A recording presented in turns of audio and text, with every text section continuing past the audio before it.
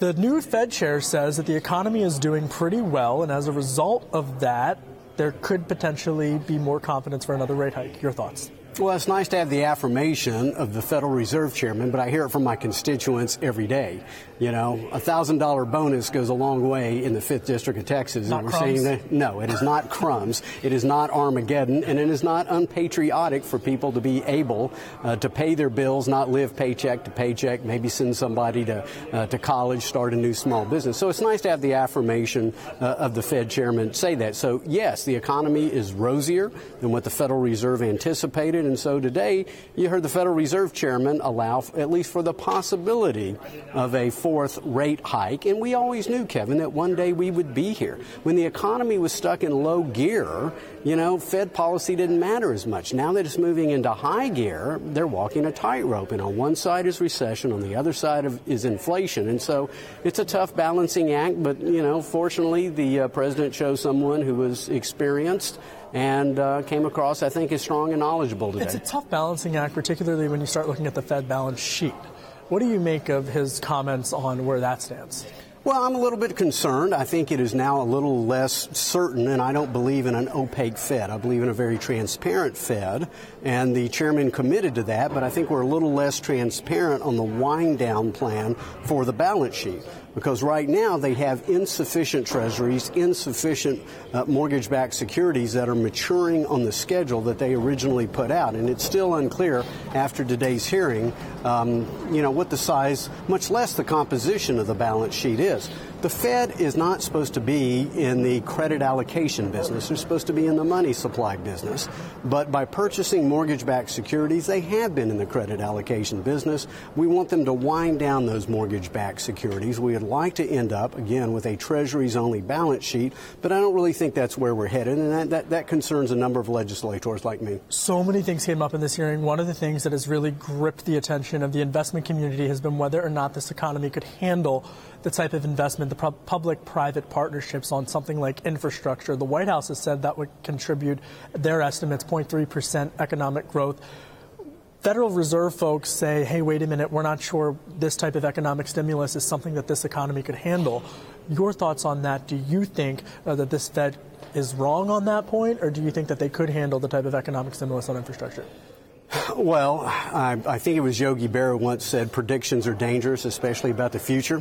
And the Fed, frankly, has been off the mark on a number of their predictions. And it's not just to try to slap them upside the head. It's a very tough business, is economic forecasting.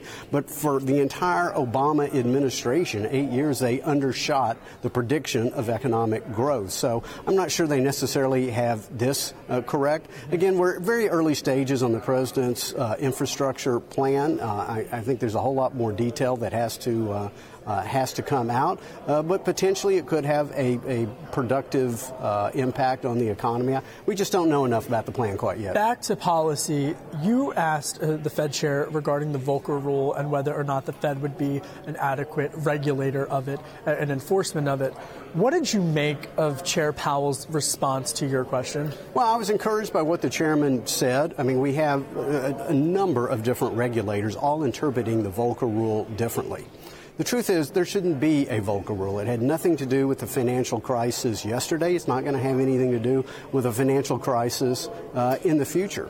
And you essentially now have to put Dr. Phil on your trading desk to find out, how did you feel about that trade? What were you thinking? I mean, it's an impossible task. And so we've seen incredibly high levels of volatility, incredibly high levels of illiquidity in our fixed income markets. Ultimately, this has a dampening impact on the economy. And so I think he wants to rationalize that. And so if I had my way, we would simply repeal the Volcker rule. But the next best step is to at least have one unified regulator and then to exempt our smaller regional and community banks from the Volcker rule. That's kind of a fallback position. And I think he's very prepared to accept that leadership role should Congress pass that. Well, that's what I was going to follow up on. So you think that this Fed chair is definitely willing to take take the lead on enforcement and in some ways reworking the Volcker rule? Well, I do believe that, and I think on monetary policy side, my feeling is, and it's very early days, I mean, Chairman Powell's been at the job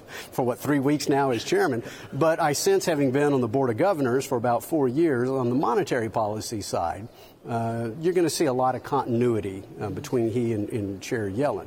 But on the regulatory side, I think you're going to see hopefully a new day dawn, and because the regulatory burden on our banking system has led to one of the contributing factors to 1.6% GDP growth, and now all of a sudden that regulatory beatings have ceased under the Trump administration. All of a sudden, voila, we have 3% economic growth. So it's the tax bill, but it's also a new day dawning in regulation. And I think Chairman Powell wants to make sure we have sensible regulation. We want to make sure that the financial system is secure. But inherently, the financial system does have to take risk. You have to have risk to have rate of return. He understands this. He's been in he's been in investment banking and private equity. And so with him and Governor Quarles, Vice Chairman Quarles, hopefully you'll see some balance in regulation.